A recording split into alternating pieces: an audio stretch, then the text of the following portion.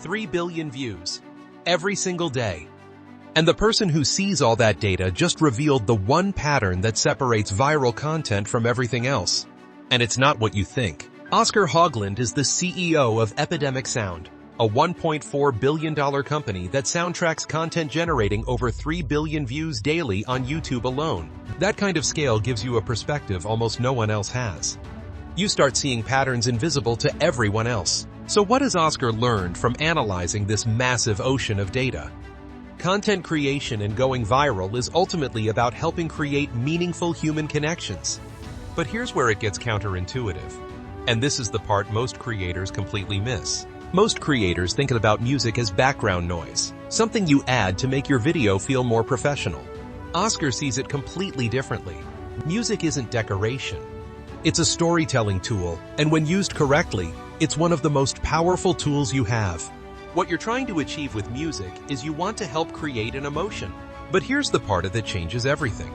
Using well-known commercial music actually weakens your storytelling power. Why? Because you don't control the associations people have with that music. Someone might have broken up with their partner while listening to that Ed Sheeran song. Someone else might associate it with their wedding. You've abdicated your power as a storyteller because you don't know what emotional baggage your audience brings to that familiar track. And what Oscar discovered during COVID about comfort food music reveals something profound about human psychology that every creator needs to understand. Stay with me here because this changes how you think about content forever. During the pandemic, Oscar's team saw a massive spike in what he calls comfort food music. Just like people eat ice cream when they're feeling down, they consume certain types of content and music when the world feels uncertain. We could literally see in the data that the world was feeling low post-COVID. There was a lot of comfort food going on.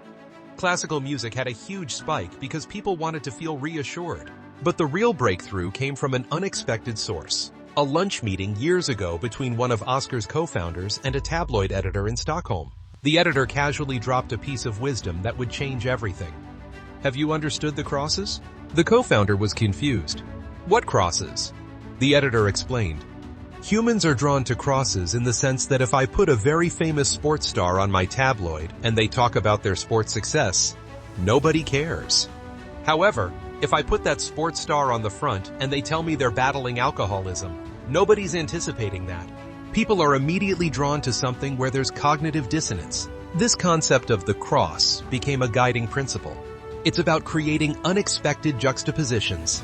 The sports hero and the struggle. The commercial show and the anti-commercial host. The visual story and the contradictory audio story. When you create these crosses, you create fascination. Oscar's co-founder got to test this theory in the most high-stakes way possible. He was running one of the biggest TV broadcasters in northern Sweden, betting everything on a new entertainment show. It was engineered to be the most commercial thing imaginable, but it needed a host. The logical choice would have been someone polished, someone commercial. Instead, he remembered the lunch conversation about crosses. He thought, what's the polar opposite of the most commercial thing ever? The answer was Gunde Svan, a beloved cross-country skier, who was about as far from commercial television as you could imagine. Always wearing a hat, always in the wilderness, always skiing. It made no sense whatsoever. Everyone thought he'd lost his mind. He threatened to quit if they didn't try it. The show became the most popular program in Swedish TV history. It's still running a decade later.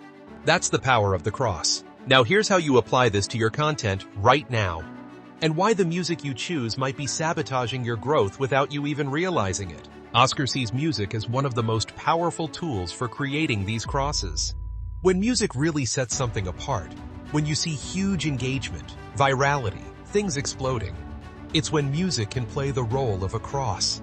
You can tell a visual story and a different audio story. This is why the most memorable content often has tension between what you're seeing and what you're hearing. The upbeat music over melancholic visuals. The aggressive soundtrack over peaceful imagery. These contradictions create cognitive dissonance, and cognitive dissonance creates fascination. But creating these emotional connections isn't just about throwing random elements together. It requires understanding your audience, understanding the emotional journey you want to take them on, and understanding how different elements work together. Oscar's advice to creators is to start with clarity about your values and the stories you want to tell. What emotion are you trying to create? What connection are you trying to facilitate? The data reveals something profound about human nature. We're not as rational as we think. We're driven by emotion, by connection, by the unexpected. The content that goes viral isn't necessarily the most polished or expensive. It's the content that makes us feel something, that surprises us, that creates a moment of genuine human connection in an increasingly digital world. Music, when used thoughtfully and strategically, is one of the most powerful tools we have for creating those moments. It's not background noise. It's not decoration. It's the emotional architecture of your story. And in a world where everyone is fighting for attention, understanding how to build that architecture might be the difference between content that gets scrolled past and content that changes lives. If this breakdown helped you see content creation differently, make sure you're subscribed because we're just getting started. And keep that momentum going. The video on screen right now dives even deeper into building platforms that scale. Click it, and let's keep learning together.